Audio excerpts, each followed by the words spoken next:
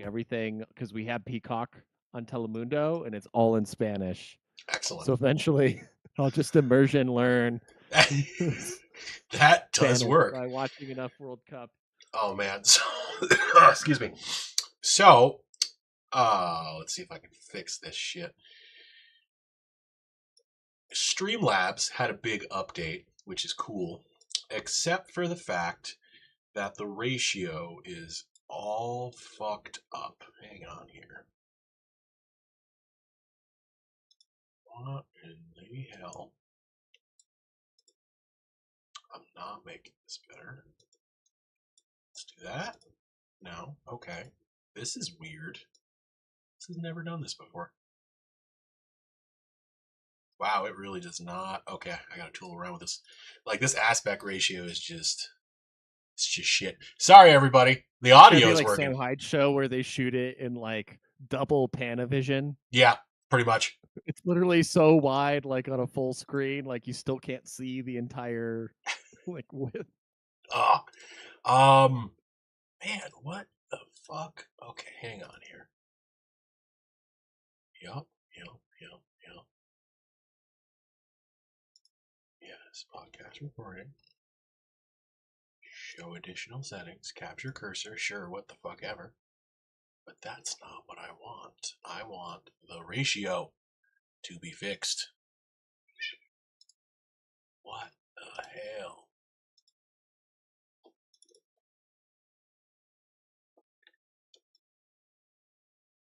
This is interesting. I love how I keep saying that, like I'm just gonna go aha at some second here. Okay. Oh, Matt, we miss you. You could fix this. You just had to go back to federal prison. When does he get out, by the way? Did you get that? I didn't actually hear when he gets out. I have no idea which I'm not I guess I don't use Discord Oh. at Okay. all. At all. No, I don't either, actually. Anymore. I used to, but now I don't. Now I don't. If I go full screen, that doesn't help. How the fuck do I fix this? What the hell? Quick burn through like an entire river. Just ask AI to how. Oh my god! Right. Just vibe code your way through it. Just gonna drain up fucking Salt Lake. It'd be great right for now. the pre-show if we could figure out how to make it work. But it would be. If right now I can't even figure out how to get the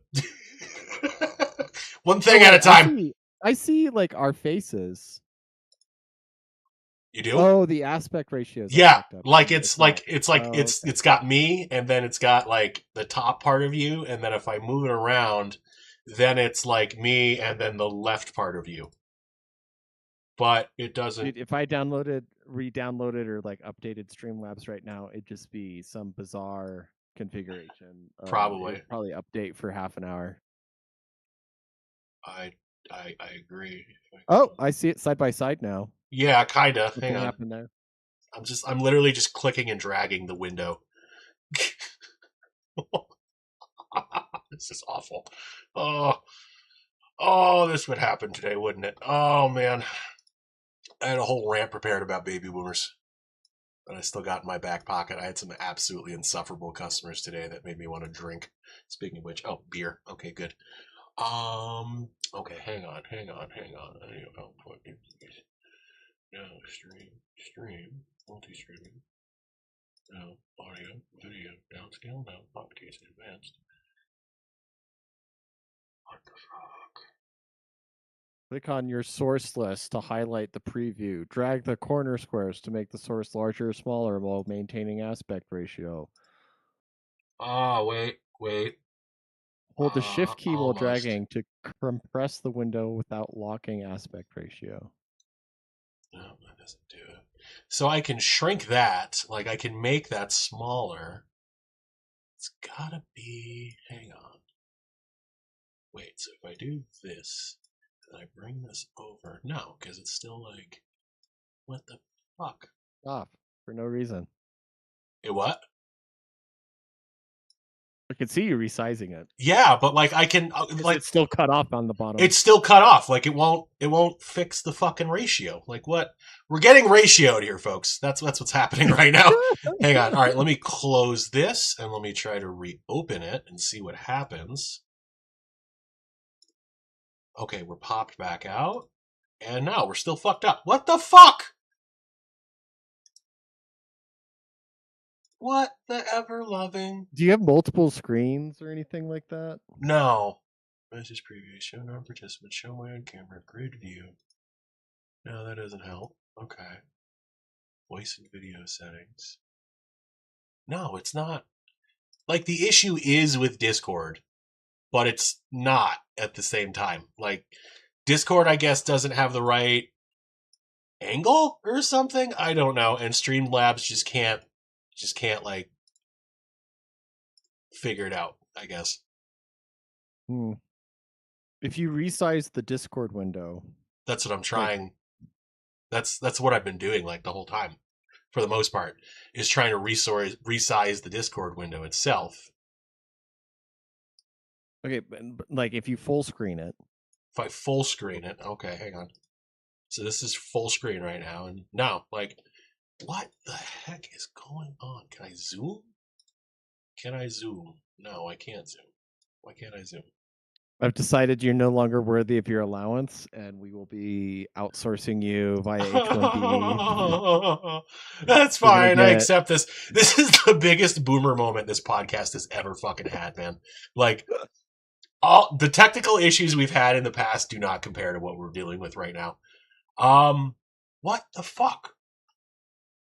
well, like having no audio is one thing. I mean, technically, it's just a fucking podcast. We could just be Oh, audio. okay, here we go. Hang on. Oh, this is dumb. Hang on. This is retarded. All right, if I shrink us down all the way, then we get somewhere. But why? Why is this doing this? I don't understand. This is Is it like only seeing a specific thing for the capture? And plus, we're like vertical instead of side by side or whatever. yeah, like that's the other problem, because like when I try to make it not like that, it like auto corrects. Streamlabs, like literally, this has to be a Streamlabs issue right now. Again, they just had like a big fucking update. Can we just stop updating shit? Like, can we just like, get into a If program it where ain't like, all right, broke, don't fix it. okay, God like, damn it! seriously, no, but for real, it's like we get it, it works fine. Oh no, let's break it with more features. Oh shit. Okay, hang on. Put streaming, no video. Colombia just scored against Uzbekistan. Hell yeah. What are you talking about? I'm rooting for the Uzbeks. All right, never mind. Boo. What the fuck, man? They're playing in Mexico City, so like, obviously, like the crowd is like 99% Colombia fans. Of course. Saint Luck the Laughter, fantastic content, boys. Sorry this is happening. Yeah, us too. Our bad. Wah. Okay. Let's. No. See, I'm trying to update Streamlabs just so I can even open the program, and Yeah. it's not there yet. It's a big update, man. Like with like as fast as my internet was, I was watching it go, and I'm just like, geez.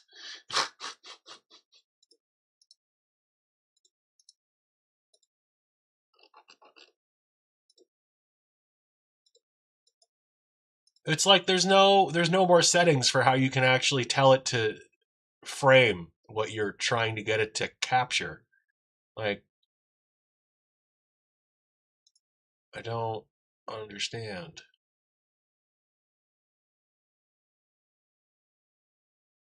All right, let me switch over to this.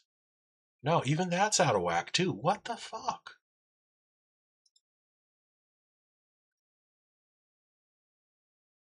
What if I capture the entire screen? All right, that takes us out here. And then maybe I can do this.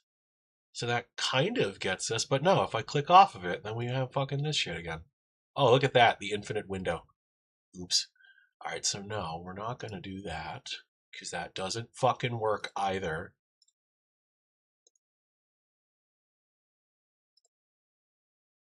And it's annoying too because in like we were side by side for a second. we I saw were it. because I full screened us. But the problem is like I have to keep us displayed up on the full screen for that to work. And it's annoying because like in the capture window, I've got my browser, I've got Streamlabs, I've got Discord, and then I've got the podcast recording channel. And that in the thumbnail is normal with us side by side, like normal. I go to additional settings. The only additional settings it will let me do is, do you want to capture the cursor or not? And I'm like, there needs to be another setting here. There needs to be a way to adjust the actual ratio of what's being displayed, and I'm not seeing it. Again, this is probably a me issue, but like, this is not... Okay, hang on here. Do I have to end the stream to fucking fix this? I'd rather not have to fucking do that.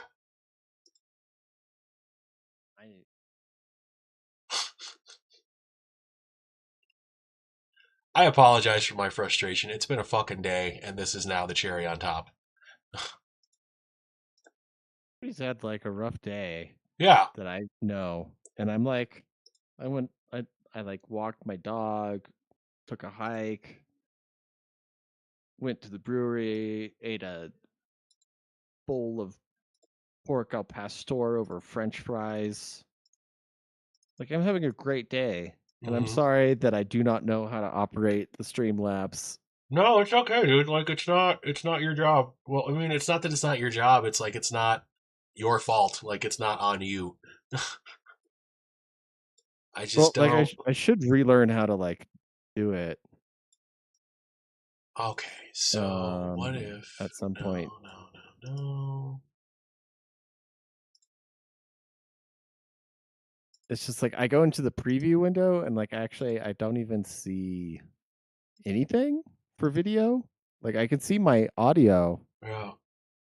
I don't know. I just like it literally lets me move this any which way I want except the actual way I want it to move. Try from the bottom right corner, just make it really compact. But like that's what it does. It'll just shrink the entire thing and it keeps incorrectly displaying the window.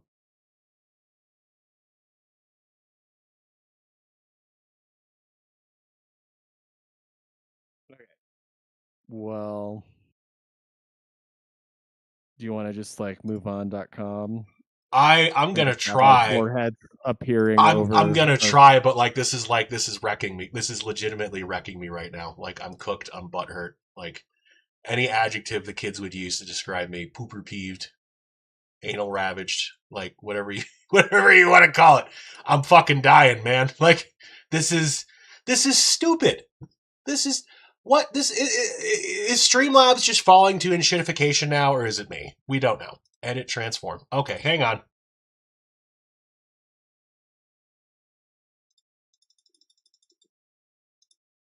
No, I didn't do anything either. I don't understand this.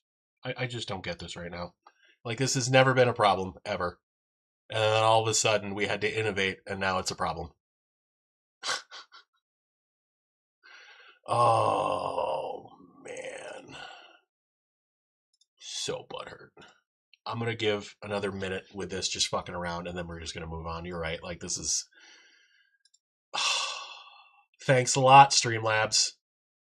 Hope this doesn't make me use another streaming platform because you had to innovate yourself out of functionality. Really, really just hoping it's just me being dumb and butthurt. All right, well,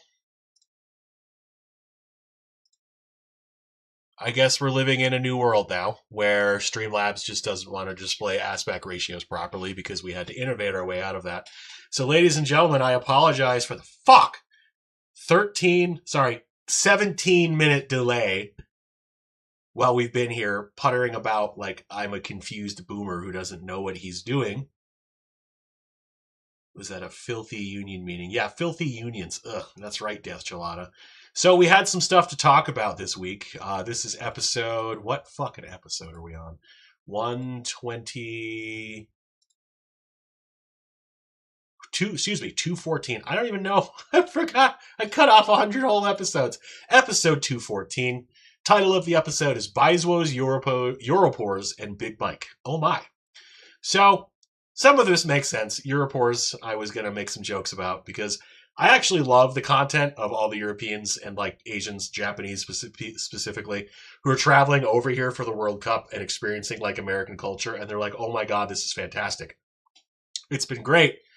But we need to have a conversation about the quality of food that Europeans actually have access to, especially because these people are going to like Texas Roadhouse and they're like, "Oh my God, this is amazing, Americans, this is amazing." Like you hear about how bad America is on the news, then you go to America and it's wonderful. And I'm just like, well, I'm glad you guys are having a good time, but Texas Roadhouse, really? There's a specific thing about European cuisine, which is that it's almost impossible to just actually order like a steak. Okay.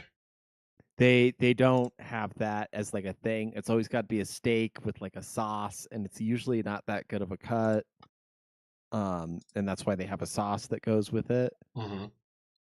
Unless you're getting into like really hot cuisine, fine dining, that's the scenario where like you're actually going to get like a nice cut of beef and not have to deal with like superfluous sauces and stuff like that. But like Okay. the idea that you would get like prime rib with like au jus and horseradish as sides that you like gingerly apply based on your personal preferences is a very American thing, in my experience at least. Okay, that's fair enough. But that said, like Americans, it's like novel for us to have like beef tartare or like, oh, okay, you're gonna take like a nice cut of beef and like dice it up very finely and like serve it with like beautiful sauces and herbs raw because it's such a good cut of beef. Like that's like a European thing that like is relatively novel in the United States. Like we are getting more of that for sure. But like I think to the average the thing is about that and all European cuisines is that protein was always at a premium, which is where you like look at Italian cuisine as it got brought over to the United States, and like they instantly start doing like, you know, like, oh, meatballs and marinara sauce and stuff like that, which was never a traditional Italian thing, but like giant, you know, meatballs in a red sauce because it was the first time that they had access to meat. Yeah. And the same thing's true of kind of Japan. Like you just can't get like a like you and I can go to the store right now and we might be like, that's not the price I would like to pay for it. But like we could buy a 20-ounce steak if we wanted to. It's actually on the shelf. There is no 20-ounce like ribeye or like top sirloin available to a European or Japanese consumer. Like it just does not exist in their grocery store.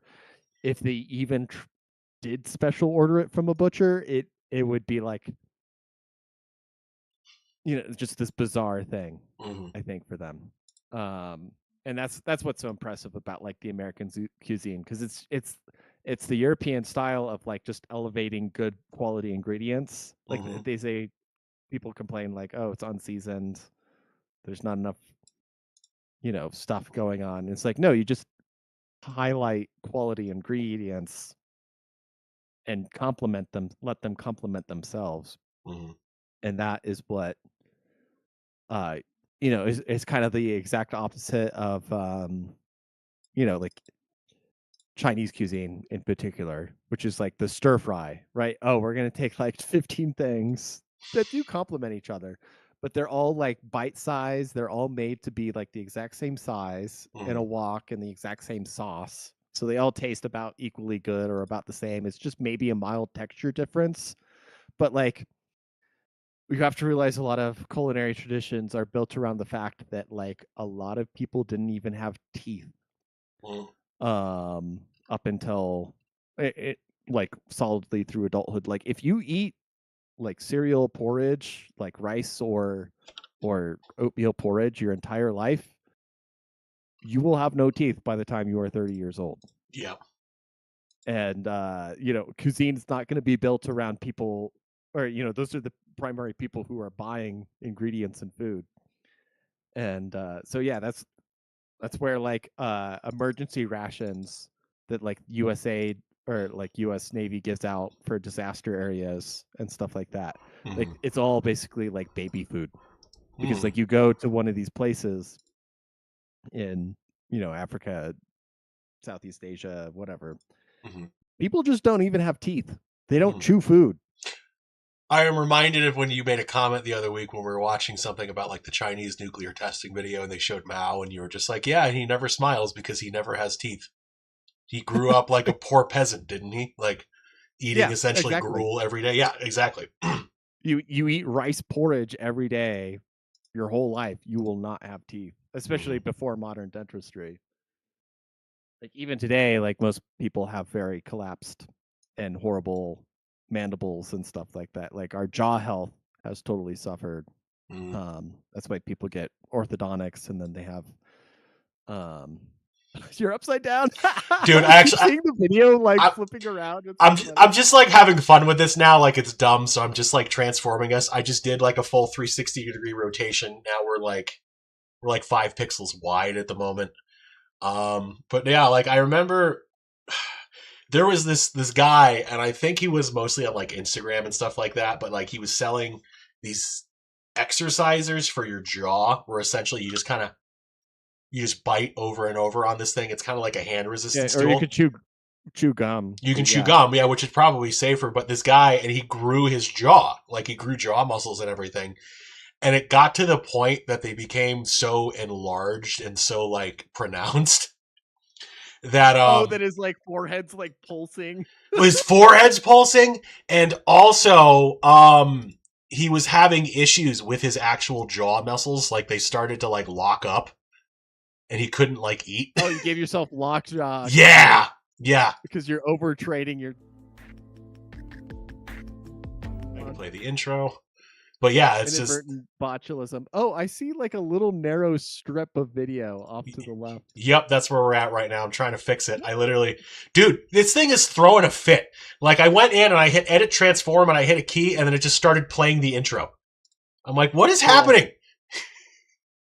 Okay, Fun let's things, do things. fun things. No, because it's still like.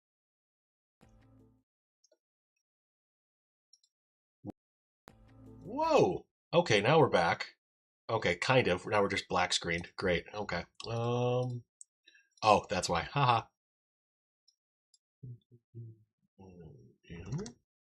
Okay, that's better.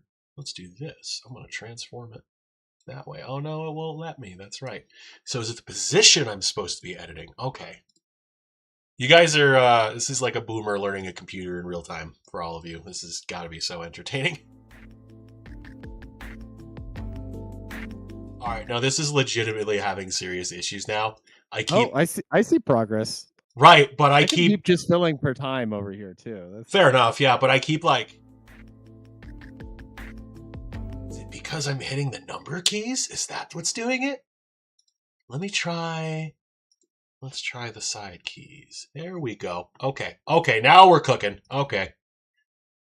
Good old Is numpad. there like some preset you need to run through? Yeah, so I think I figured out like if I hit like above where the actual letters are, like those 1, 2, 3, 4, 5, 6, 7, 8, like if I hit those, it will start playing intros or main videos. But if I use the good old numpad, it doesn't do that. Which is why the numpad is superior.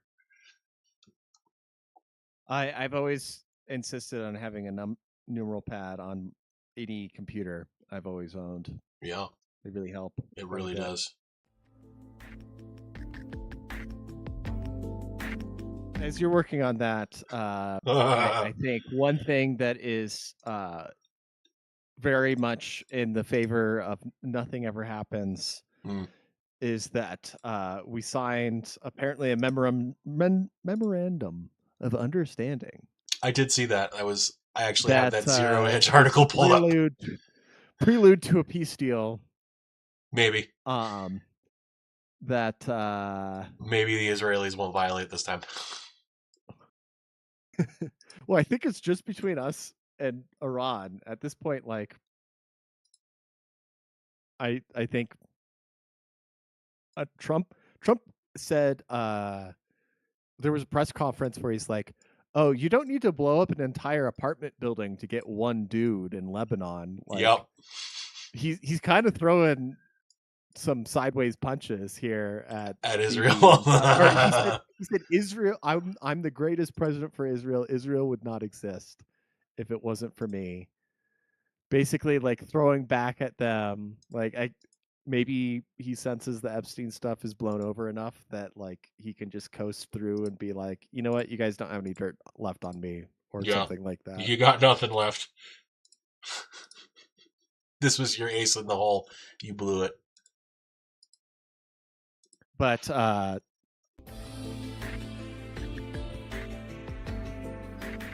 deal that is almost identical to whatever was happening before the war, except we give Iran a lot of money. Mm-hmm. Technically, we're giving them their own money, but also we're funneling money from the Arab states over to Iran as well.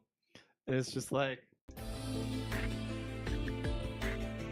let's look at what I'm just imagining Baron Trump over there, sitting in Hearts of Iron, like looking at the war score and like the objectives, like on force peace, and it's like white peace almost, but like he had to pay war reps, and so that's like a 10% war score. How do you even get a 10% war score against the U.S.? He didn't occupy any of our territory, and but like it says, it all came. I think the big clincher was Trump said the world would have out of oil reserves in 4 weeks. Yeah, I saw that too. And it's like we all know that, but like it was kind of stupid to say that. A little bit. Goodness. I have like the 14-point thing pulled up here from Zero Hedge. I was gonna go Oh, you're over getting that. close here. I can see I the keep corner of my head. Yeah, this is as good as I can get it right now, and then also the stream is now throwing a fit. It's not retaining enough video to maintain smooth streaming. Dude, what is going on? Can we just have a fucking podcast without all of this bullshit? Dude, we had such a good streak too. We I feel did. like it'd been months Yeah. before there was This is any remote little. Let's see if we can just ugh. Ugh. All right, so we're back up maybe here. Okay. Oh, There we go. All right, so it went maybe. down and now we're back. I think we're back up now. God, what a Okay. mess. What a mess. What a mess. Guys, I'm so sorry. This is literally like the worst technical issues we've ever had.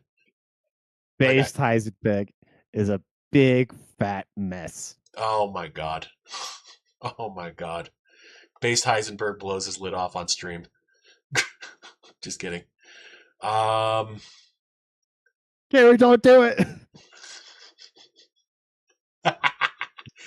All right, so this is where we're at now. We got a little bit of me and a little bit of you. I can see the top of your head a little bit. There's no Jewish hat, so you're That's all we trustworthy. need. That's all we This is need. how it always should have been. Honestly, it's Always. intentional. What is it showing now? Oh my God. Oh my God. Why is it even showing that? Dude, this is wild. It keeps changing. I keep thinking I have it figured out and it keeps changing. Why is it? What is happening? Where is this going? It's like focused in on like the Tumblr, not the Tumblr, the Discord now. Okay, now we're back. Now we're back. Wow. Wow. This is the Israelis are tunneling directly into my computer and fucking with it. Directly from the tunnels under New York City, they are just coming right here and just fucking it up. They're just fucking it up, man. Oh my God. They're insulating your Wi-Fi with stained mattresses. Literally. And literally. Yeah, that's why the ratio. They Yeah. stacked a bunch of stained mattresses on the side over here.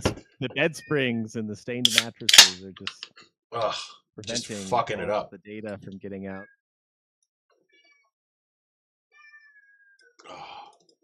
Matt, this is why we need you.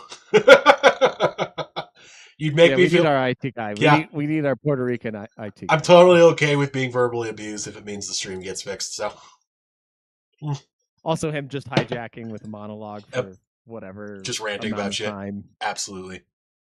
Oh my goodness. I'm just truly at a loss. Like I don't even because it's funny if I snap it back into Discord and I don't do a window and I just try to get it to just use like the full Discord program, it doesn't matter. It will still literally just do like the top left corner of Discord. Like it won't do that. Like if I think just for fun, I'm gonna see if I can switch this over to the Zero Hedge article, and I want to see what it'll display there because if my Oh, that's a Firefox is novel also idea.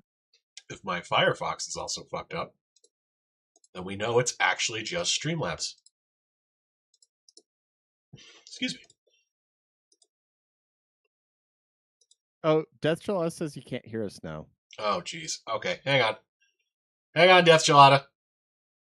Like he can hear me. Okay, yeah, no. So, like, if you look right now, like, I don't know if it's going to show it, but I'm on the Zero Hedge, and it's just chopping off part of the page. Like, it's just focused in on the upper left part of the page, and it will not. Oh yeah, there you go. Yeah. Hang on, wait. Compliment them. Let them Okay, compliment. we got audio again. No, I just it's a checked the stream. Streamlabs thing. Yeah, it's Something got to be about the Streamlabs Streamlabs. things. Like, I can't wait for the fucking the blog update. We're Well, let's just get the sorry. audio up, Yeah. and Yeah. we can Okay. fill the next 20 minutes and just. Okay.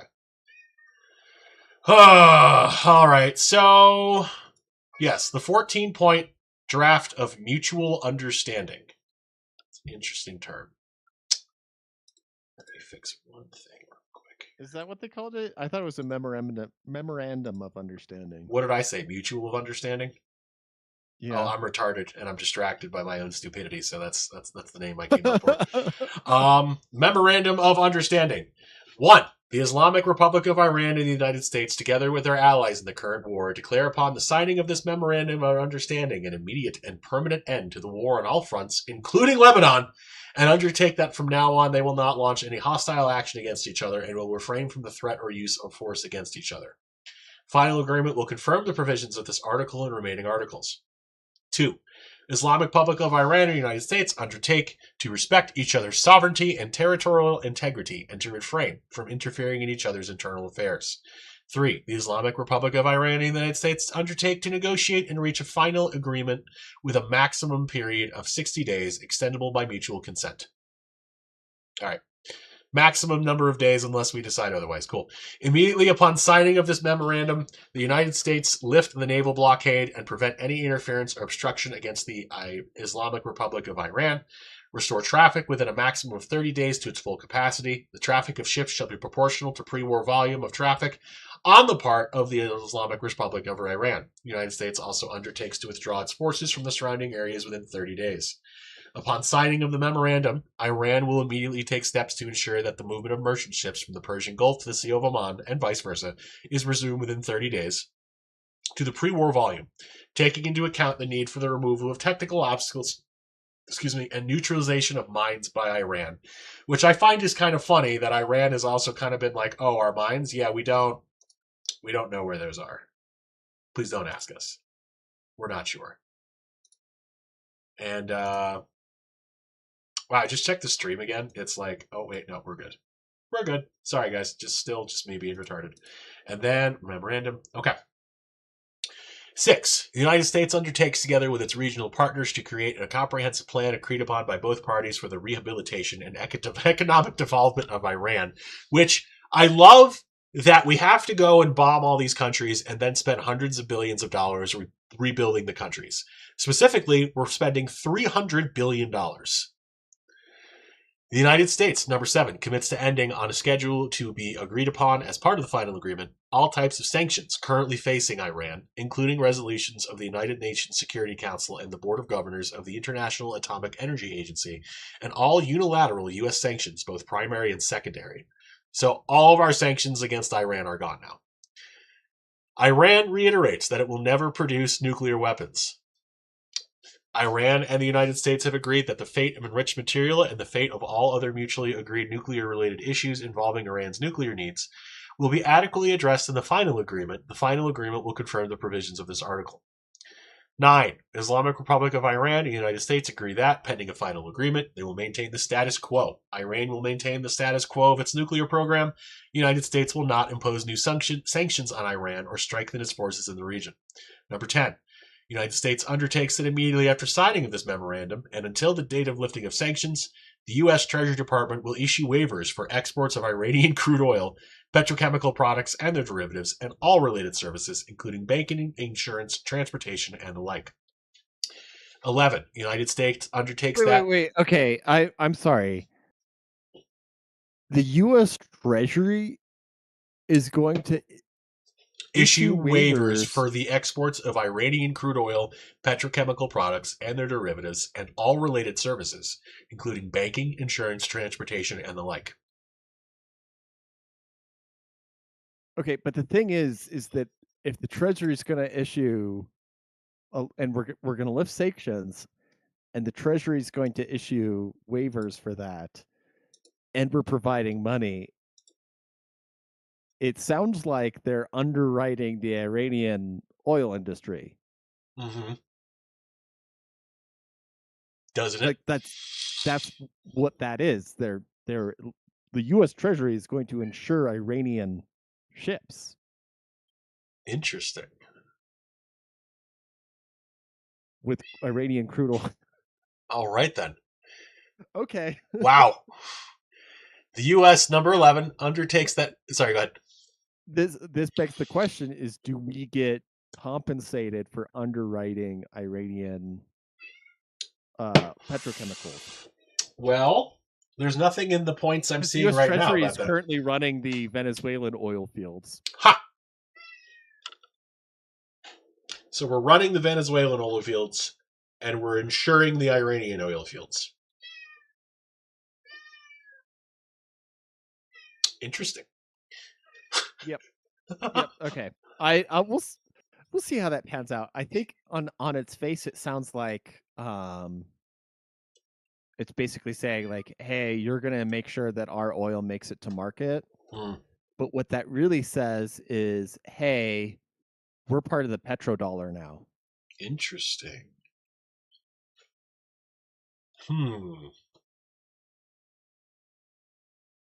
That's very interesting.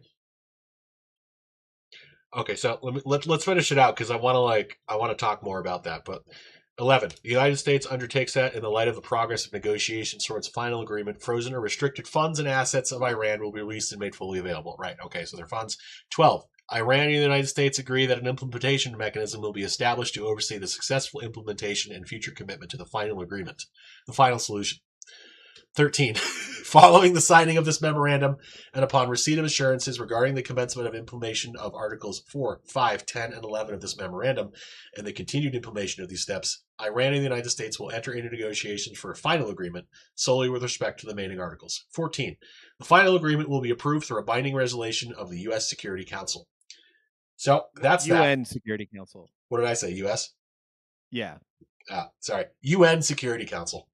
So what, and that is that China and Russia and France and the UK are going to also approve that. And who's the rotating member on the UNSC? Saudi Arabia.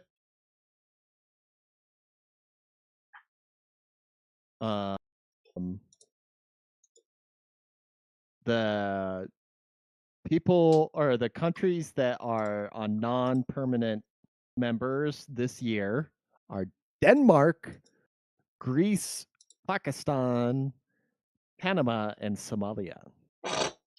Somalia doesn't even have a state. What the fuck? How are they? How is Somalia? Oh my god. Whatever. Participation trophies for countries. What token person from like Somalia, what warlord has the got to send their person to be at the UNSC? And then terms ending in December 31st of 2027 is Bahrain, Colombia, the Democratic Republic of the Congo, Latvia, and Liberia. Sweet. Liberia? Liberia? Oh. Okay, so Zero Hedge has their own kind of takes on this. Who stands to benefit? Where is leverage lost? Tehran benefits most directly because it gets economic oxygen, oil waivers, frozen funds, sanctions relief language, and reduced U.S. military pressure in the region. Hezbollah and Iran-aligned actors also benefit if all fronts, including Lebanon, locks in a ceasefire that constrains Israeli operations. The global economy also because global shippers benefit if Hormuz reopens. That is the big kicker, though. Like, this is one of those, it's like that meme, it's like, I consent, I don't, and the I don't is Israel, and it bombs Lebanon again. Which has happened, what, like 12, 13, 14 times now? Trump's like, yeah, we won, there's a peace deal, bomb. Yeah, actually, we're pretty close to bomb. It's like, okay, well, you're clearly not in charge here. Where is leverage lost? The U.S. uses some coercive leverage once the Hormuz blockades ends, oil waivers are granted, and asset release mechanisms begin. Israel loses freedom of action if the agreement binds the Lebanon front and it limits further strikes. If sanctions and hawks lose leverage because the draft moves quickly towards broad sanctions dismantlement. And yeah, it goes on about how the world we're heading for an energy cliff because it was going to run out of reserves in 4 weeks. And there's a couple of comments Trump made that I actually thought was kind of funny. They were kind of like, of course they're grilling him on it, which they should. But, okay, here we go. BBC's Slavash Ardalan, Gesundheit, responds to reporters' questions. They asked him how he could allow $300 billion in investment on Iran. He said, "We've already inflicted $2 trillion in damage. $300 billion is nothing in comparison." Right, but we spent the money to create the damage. So all right. They asked why he's giving Iran tens of billions of dollars. If we don't return their own money to them, other countries will be afraid to put their money in our banks, and then the dollar's position will weaken. They asked why the missile issue isn't in the agreement. We already destroyed 85% of their missiles anyway. The rest are buried underground, and besides, we sell air defense systems to the countries in the region so they don't worry about Iran's missiles. Well, Iran did show that it can overwhelm those systems if it wants to. That's mostly true. It's just that because we have entire rent sinking behavior from our defense contractors, they only produce 2 or 3 of those like a month, and you need like 50. Yeah. Let's see. They asked if he's not worried that Iran will say we're only producing nuclear energy for civilian purposes. He said, "You can't tell everyone else to produce electricity with nuclear power while only Iran can't," which I agree with. I also think that's a pretty good point. Like, if we want renewable energies, nuclear is the way. And telling Iran they're not allowed to have nuclear power because Israel says so is fucking It's not stupid. necessarily renewable, but it is way less carbon intensive. Way less carbon intensive. And you're right. It's not necessarily renewable, but it's like compared to oil and gas or solar. There's not new uranium being forged in the Earth's core right now. We need a neutron star merger to occur in deep space for that to happen. Or the right asteroid to float by. Yeah.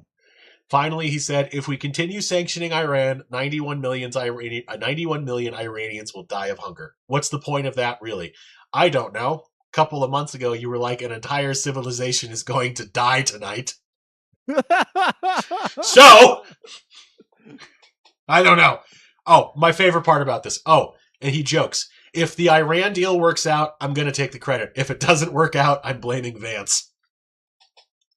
What? He said that. Vance has been against this whole thing from the start. Like, Vance is just a whipping boy. Oh, Missile Launch says, drive-by comment, love you, Booze. Love you too, Missile Launch. Man. All right, so I am obviously a little inebriated. I've been pronouncing words incorrectly. I have fucked up Discord. I have fucked up Streamlabs somehow. So let's go back and let's talk briefly about the fact that we now operate, or excuse me, the U.S. Treasury Department essentially owns and operates the Venezuelan oil fields. And now we are insuring and underwriting the Iranian oil production program and Iranian oil fields. Like you said, this kind of makes it so that Iran is now part of the petrodollar. What will that do for the petrodollar, and like going forward, how does this benefit either party? Yeah, the thing, the original reason we don't like Iran, was that they had their coup Hmm. and their quasi socialist pinko reds, and they nationalized their oil fields, which were developed entirely by American and British oil companies, and seized all the capital infrastructure and stuff that was built by U.S. and UK infrastructure or capitalists, and you know wanted to redistribute all of the funds to their people. Hmm. But the thing was, like, we had Bretton Woods, which is saying, hey, if you're going to sell oil on the international market, you have to sell it in dollars. So essentially, by saying, if the U.S. Treasury is underwriting your oil shipments in U.S. dollars, you're selling that oil for dollars. Hmm. That if the oil, um, if even if nominally they are getting, some, whatever the Indian currency is, renminbi or yuan or whatever, Rupees. for rupees or yuan from China. Mm. Um, Although China's not really purchasing oil internationally anymore, but yeah, you're still underwrite. If you underwrite it and denominate it in dollars, you're still tying it into the U.S. dollar system, even if it's secondary. Hmm. So essentially, this, yeah, it's bringing Iran back into the Bretton Woods agreement Hmm. and just saying, hey, yeah, you're part of the petrodollar now. You can nominally sell it in whatever currency. I mean, they wanted Bitcoin basically, right? Hmm. Hmm. Like, they were doing crypto for their ransoms for getting across the strait, Hmm. but which is, kind of baller on behalf of the Islamic Republic That literally to, is, like, yeah. like, we're doing Sir, crypto ransoms if you would for like our. to have your ship pass through the strait, sir, you must transfer me 40 bitcoins. 40 bitcoins to this QR code, and your ship will be allowed to pass. um so I yeah, this I think we need to see how this plays out in 3 to 6 months or something like I that. agree. I agree. I think this will be very Because I interesting. I did not realize that was part of it, and people are calling this like a total defeat. It would Mm, have been a total defeat if Iran got to ship their oil out and they didn't have to underwrite it in dollar. They were, just shipping it out for yuan or ruples or whatever, mhm, and could just say fuck you to the US. But apparently, like, there's still a secondary market for US dollars for this oil. mhm, So it's a petrodollar now. hmm.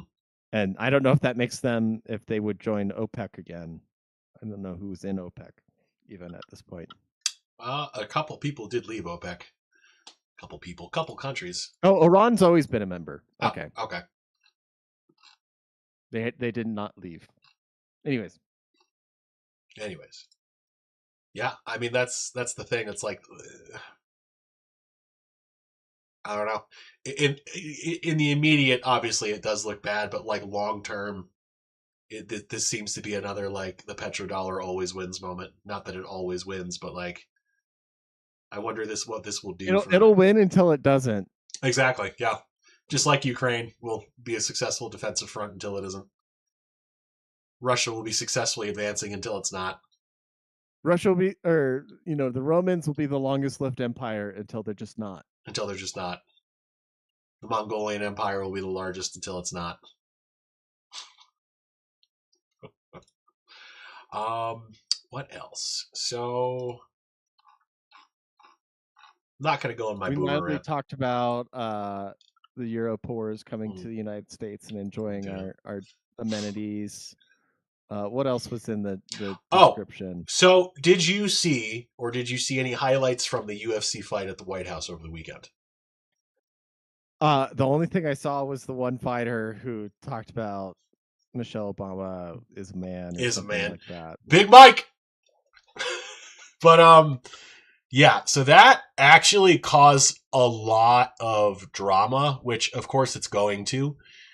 But here's the thing. In like the grand scheme of things, a couple of years ago, it was pretty scandalous to make a joke about Michelle Obama being a man. It hasn't exactly hit mainstream yet. Like now it has. So that's just going to be a mainstream joke from now on. But like if you said that, there was a certain risque-ness to it.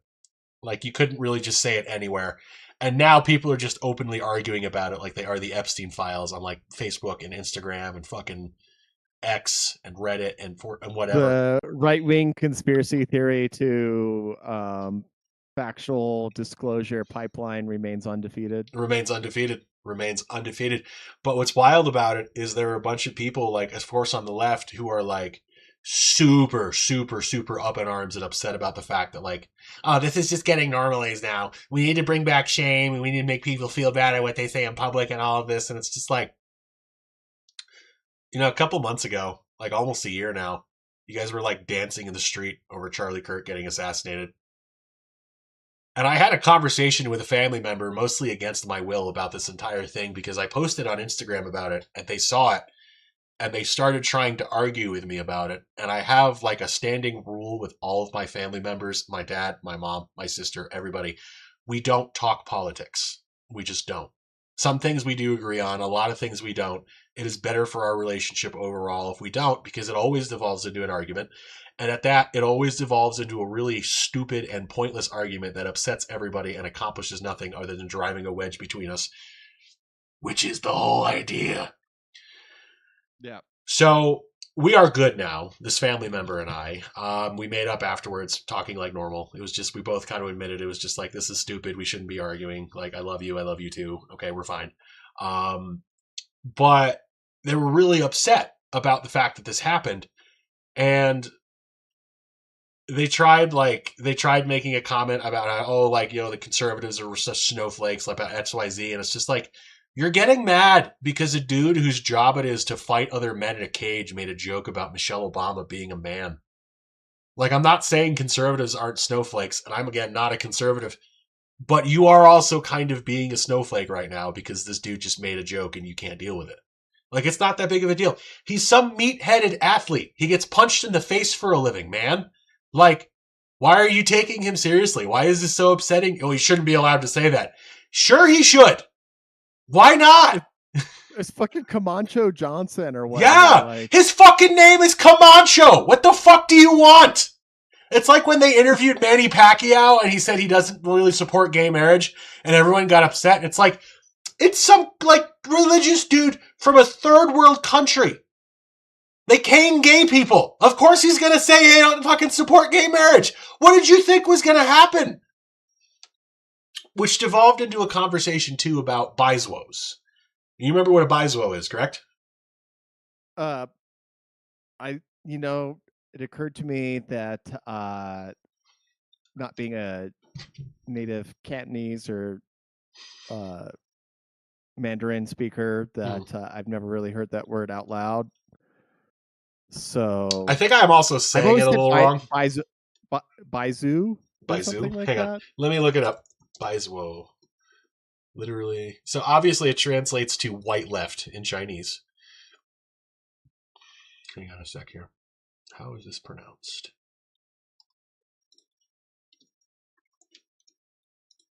Where's our Chinese friend? We need one of those.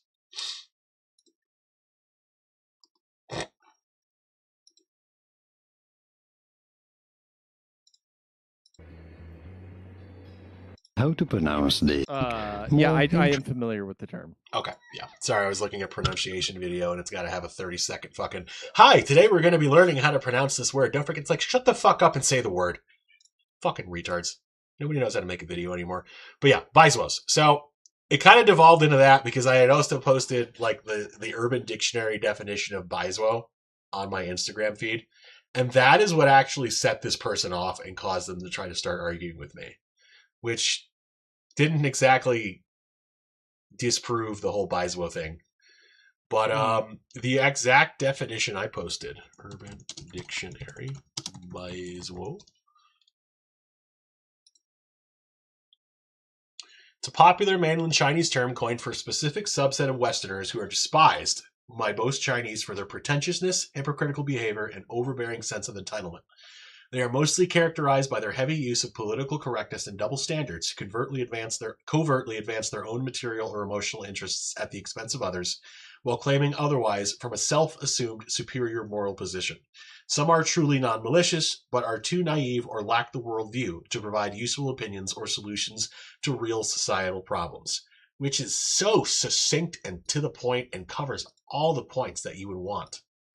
Like all the ranting I would do about the left, just summarized, just so neatly, just a big, beautiful word. Just no words come close to how big and beautiful this is. It's wonderful. It's perfect. Other people have words for it. They're not as good. China came up with the best word for it. And that's actually what started it. And that was the other thing. So I also made a post earlier in the week, and it was about how, I know we've talked about this before too, how on social media now, it's really hard for you to get around on the algorithm, especially if you post certain words, like if you post kill or die or rape or death or swear words or anything like that, you're going to get censored or you're going to get algorithmed out of people actually finding you. So which is why we have shadow ban. Yeah. So that's why like we refer to pedophiles as PDF files. We refer to like grape and unalive and stuff like that. Well, realize like this is something that originated like specifically on TikTok, and people assumed that the rules applied everywhere.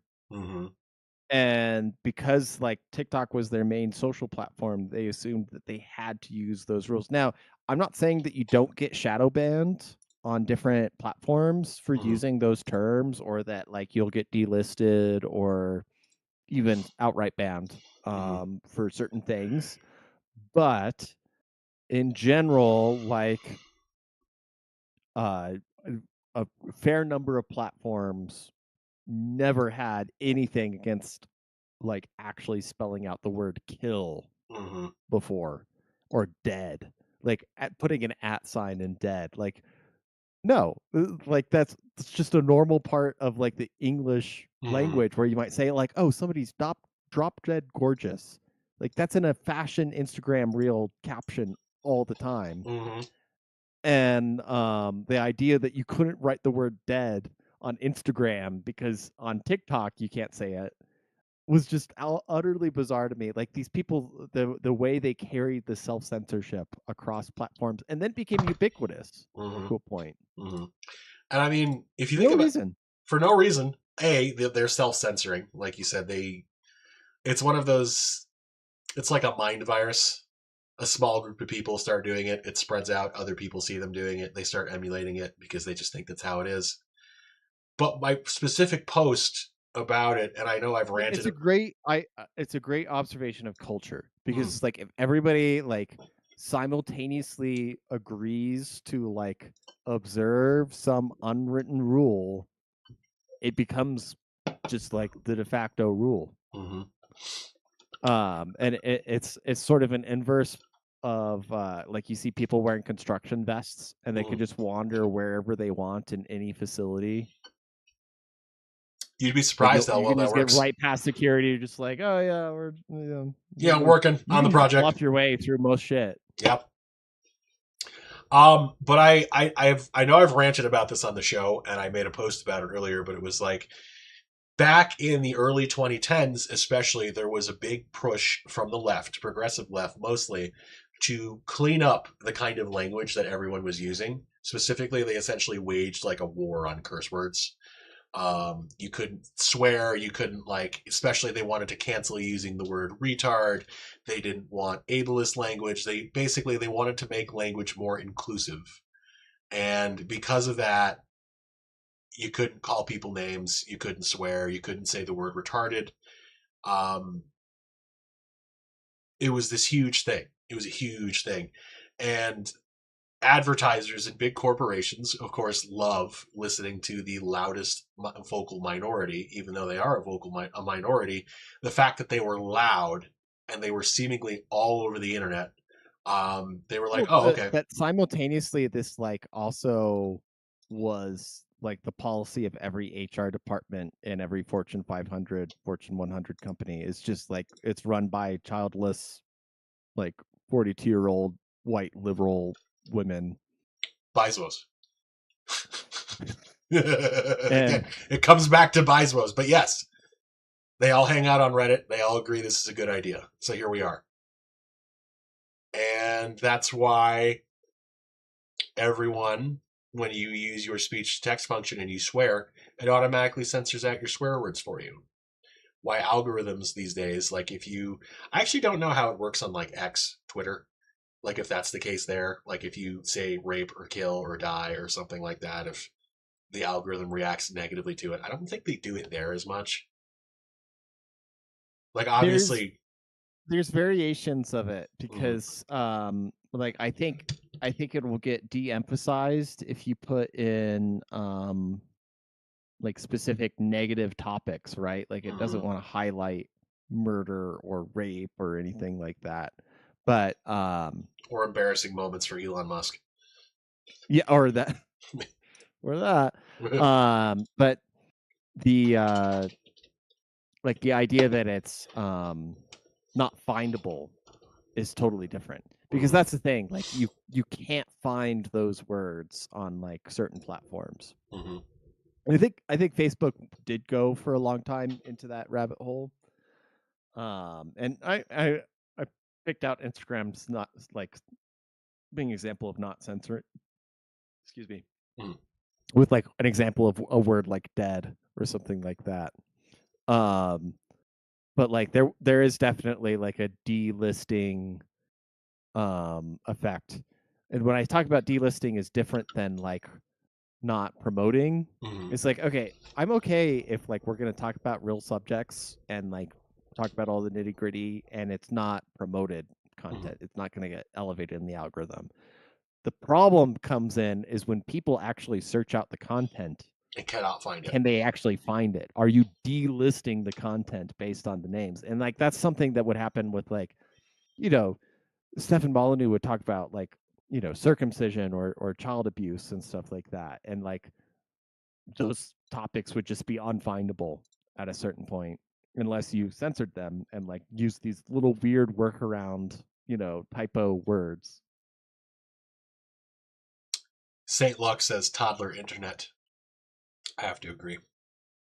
No, it's I mean it's this broader part of just infantilization of where like life is just too complicated for a large subset of people at this point. Yeah. Like they don't want to figure out how to get health insurance. They don't want to figure out how to go to the doctor. They don't want to have to figure out how to retire, or they can't responsibly tell themselves how much money to save, so they need Social Security. And they would really can't be trusted around a firearm because they're partially suicidal or have low impulse control and might like get into an argument with their partner and use it in an argument there. So we really need gun control. And it's like this constant infantilization of everything around them. Like they would really just love to be and that like outsource a lot of their agency where all I have to do is show up at daycare and play And put my blocks and in then I the get to go home. and put my blocks in a stack and put the square in the square and the round in the round hole. And that's it. And Jewish daycare with extra nannying.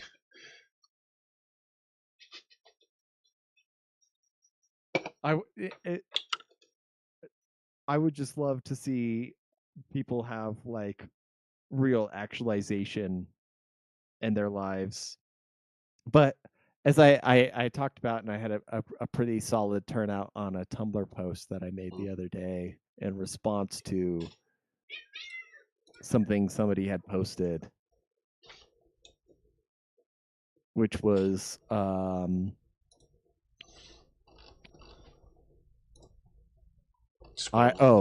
Descent Foo on X.com said, I'm 52-year-olds. I've been working since I was 15 years old. Yep. I have no savings, no retirement, and I'll never own a home before I die. And now there's a trillionaire. And it's like, okay, like you have, if you've been working since you were 15 years old and you haven't been able to figure out how to have even just like a basic emergency fund, Yeah. like it's a skill issue. Like, first of all, somebody definitely in your life, multiple people, multiple adults, definitely failed you. So there is an argument to be made there. But however, there's no excuse anymore. Like, for example, we have the internet. I also am going to give an example of this. Not that riding a motorcycle is necessarily like an important life skill, but I haven't ridden a bike since I was probably in my early 20s. I haven't ridden a motorized bike since I was probably in my late teens. I am just figuring it out myself. I am figuring out how to sign up for classes. I am figuring out what gear I need. I'm doing research on shit. People lack the basic ability to even do things that are like recreationally important to their lives. Like, oh, I always wanted to go camping and I always wanted to learn how to do this and I always learn how to do that. And you ask them what kind of effort they put into it. They don't put fucking effort into it. Like, if they're not going to do that, they're also not going to take care of themselves. They're not going to figure out, oh, what health insurance do I have? If I have health insurance, what's in my network? What doctors can I visit? Should I get myself on a yearly physical? Should I get my biannual dental cleanings? Like, can I even check? Do I have dental insurance? How do I figure that out? They don't try. And especially these days, like 40 years ago, if you didn't know how to do something, it was a little harder. You had to go get a book or find somebody who knew how to do it. Now you can just go to YouTube. You can go anywhere on the internet and find thousands of hours of instructional material for whatever you want to do. Not all of it is going to be like the best. Some of it might be a little misleading, but you're going to work your way through it. But you have to try. You actually have to try. It can't just be handed to you. The genetic bottleneck of agency that is going to occur in the next generation because of AI. It's going to be profound. Yeah. Like, I think like the number of people out there, like, even if we have AI that is as smart on a reasoning basis, like obviously like AI could like recite any information out of the encyclopedia for you immediately. Mm-hmm. Like that makes it seem really smart, but like from a reasoning scale, like AI that's only as smart as a toddler, like can still figure most of this stuff out. Yeah, that's the thing. And I would say like, yeah, just also like the birth slash like fertility like gap between different groups of people. I've talked about this before. Like, leftists don't reproduce; they just steal your children. Yep. At schools, and yeah, it's gonna take a couple generations, but like the trends, be white-pilled about most of these things. Like, people with low agency who could see themselves as constant victims are not going to reproduce. Thank goodness. Especially post AI. Like, we finally got to the point, and there's like this brilliant genius to it where like life is so comfortable, even for like mediocrely poor people living only on welfare and what the non-existent UBI that we definitely don't have, is that life is like comfortable enough that like the fertility rate collapse in like Latin American countries even is like there is lower birth rate in Colombia than in Japan right now. That's why. Oh, did you also see that India is actually starting to enter a population growth collapse? Like, I think they already have fallen below their replenishment rate. Yeah, I thought they did like 20 years ago. No, well, I mean, maybe they dipped, but like now it's like official. So okay. Yay! Yeah, it's just like, yeah, there's a lot of biomass right now of just people that reproduced because they thought it was the thing to do. I like, we're gonna, now that like there's so much VR porn / heroin, like IV becomes like good enough. Like Don't forget the Harry they're Potter. not going back to work. What did you say? I'm The sorry. VR porn heroin Harry Potter stream thing. It's Harry Potter. You gotta forget. Can't have. Like, yeah, it's people are just gonna check out and they're not gonna show up, and they won't even physically, like, it won't even take them not reproducing for it to happen. Like, they're just gonna stop physically showing up outside. Mm-hmm. Like, and this is already a thing. Like, I think you notice on a lot of visceral levels, they're just people that you like. If you go places, you just don't see certain types of people anymore because the internet's great. Yeah. That also would explain the phenomenon of just like everybody jokes about this, especially when you're at the airport. It seems like you're always behind a group of people and it's like their first day doing everything, walking, moving, spatial awareness. Now that suddenly starts to make a lot more sense. Like, not that it didn't before, really, but like you're going to have a lot more of that. You're just going to see a lot of clueless people just kind of just like, they're just going to have They sit there. Like, how long do you think it will take before a human who spends too much time inside, never really experiences rain, goes outside, looks up while it's raining, and drowns at this point? Well, there's a lot of involuntary reflexes involved in drowning that would prevent that, I think, generally, but You would think. That's a prediction I don't want to make, so I'm not going to say that's going to happen because I don't know. Oh wow! Oh, looks like Streamlabs has once again decided it's not going to actually stream. we're at 9:45, so we could call it. Yeah. Good night, folks. Good night, folks. Guys, again, I apologize profusely for the technical issues. Hopefully, we'll have this sorted out by next time. Oh wait, hang on. Maybe we're gonna get back to normal here. What is this nonsense? Whatever. Ladies and gentlemen, we thank you for joining us for this buggy, glitchy, messed up episode of The Altar. This is definitely a record for us. Oh, well, now it's back up. It's choppy, but it's back up. Whatever. Ladies and gentlemen, I'm sorry. Again, 1,000 apologies. Thank you for your patience. We hope you stay safe. We hope you have a nice summer solstice this weekend. That is Saturday or Sunday. I don't remember if it's the 20th or 21st. This year, I think it's the 21st. 21st. Okay, cool. So Sunday, excellent. I mean, it depends. Technically, it's only at solar noon at Greenwich Mean Time, so just fuck it. It can just be noon wherever you are on Saturday, Sunday. Just have fun. Exactly. Longest day of the year. Get out, enjoy that sunlight and that warmth. Stay safe, stay happy, have a good time. And as always, ladies and gentlemen, taxation is theft.